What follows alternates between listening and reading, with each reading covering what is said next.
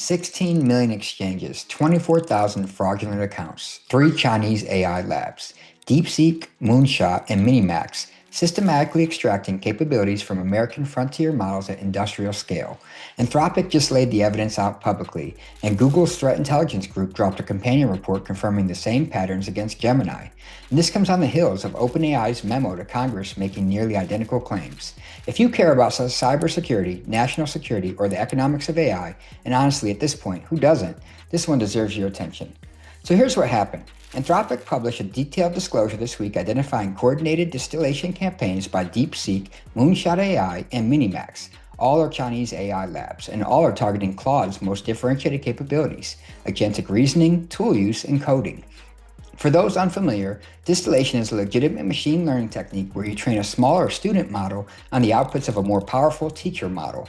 Frontier labs do this themselves all the time to create cheaper, smaller versions for customers. And that's fine. What's not fine is when foreign competitors use it to extract capabilities they didn't develop at a fraction of the cost and time while violating terms of service and circumventing regional access restrictions. The scale here is staggering. Minimax alone accounted for over 13 million exchanges. Moonshot ran over 3.4 million. DeepSeek, the one getting the most headlines, generated over 150,000. They use what Anthropic calls Hydra cluster architectures, which are sprawling networks of fraudulent accounts distributed across API access and third-party cloud platforms, mixing distillation traffic with legitimate customer requests to evade detection. When one account got banned, another popped up.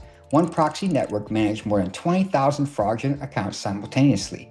And it isn't just Anthropic. Google's threat intelligence group published a report around the same time confirming that they've been detecting and disrupting similar model extraction attacks against Gemini throughout 2025. OpenAI sent a memo to the House Select Committee on China earlier this month, making nearly identical claims about DeepSeek. So now you got 3 of the biggest US AI labs independently confirming the same thing. All right, so here's my take. And here's the things I want to go beyond the headlines, because I think there are several layers to this that most people aren't fully connecting. First is a cybersecurity angle. Anthropic made a point that I think is critical. Illicitly distilled models lack the safety guardrails that US labs invest heavily in building.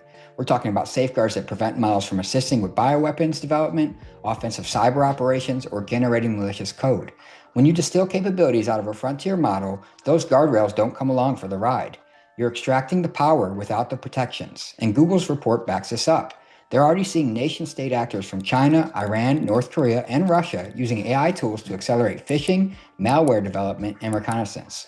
Google documented APT groups using Gemini for everything from generating hyper-personalized phishing lures to building AI-generated malware families like HonestQ, which literally calls to Gemini's API to generate second-stage malware payloads at runtime.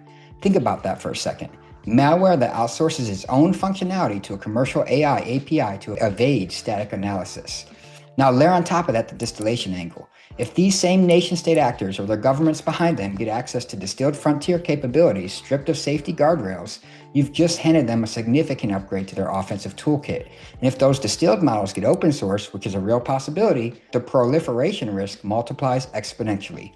Second, and this is the part I find most interesting from a strategic perspective, Anthropic explicitly argued that distillation attacks actually reinforce the case for export controls, not undermine them. And I think they're right. When DeepSeek dropped its R1 model last year, a lot of people argued that it proved export controls were useless, that Chinese labs could innovate around chip restrictions. But what Anthropic is now saying is, look, a significant portion of the innovation, quote unquote, was built on capabilities extracted from American models. The advancements aren't purely indigenous either. And crucially, executing distillation at the scale still requires access to advanced compute. So the chip restrictions and the model protections work in tandem. That said, and this is where I'll be a bit provocative, some critics have pointed out that the irony of this is that US labs are crying afoul about distillation when the entire industry has historically been built on training models with data scraped from the open internet, often without explicit permission. And I think there's a meaningful distinction between training on publicly available data and systematically extracting proprietary capabilities through fraudulent access, but the optics are not lost on me. So what are the implications? What does this mean practically? A few things.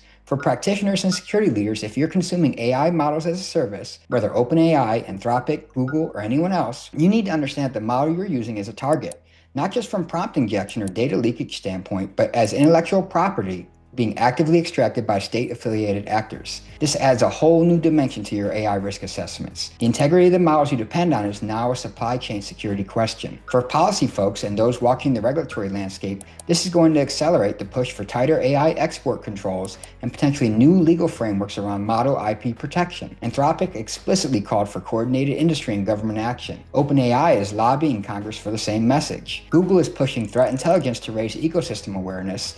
When all 3 US labs align on a narrative like this, expect policy to follow. And for those of us in the AI security space specifically, distillation attacks are going to become a core part of the threat model we need to address. This isn't hypothetical. We're seeing it at scale with increasing sophistication. Anthropic noted that when they released a new model during Minimax's active campaign, Minimax pivoted within 24 hours and redirected nearly half of their traffic to the new model. That's not amateur hour, that's organized, well-resourced, and persistent. The broader picture here is that we're watching AI supply chain security problems evolve in real time. I've been covering software supply chain security for years. The challenges were open source software, implicit trust, dependency management, package poisoning, and what we're seeing with AI distillation attacks is the same fundamental pattern playing out at a higher level of abstraction. Instead of poisoning NPM packages or injecting malicious code into open source libraries, adversaries are now extracting entire capability sets from frontier models. The attack surface has shifted from code to cognition. And I think this is going to be the defining cybersecurity challenge in the next several years. How do you protect integrity of AI capabilities when the product is the knowledge that can be extracted through an API? This is the kind of problem that sits at the intersection of cybersecurity, intellectual property, national security, economic competitiveness. It's not a single stakeholder that can solve this alone.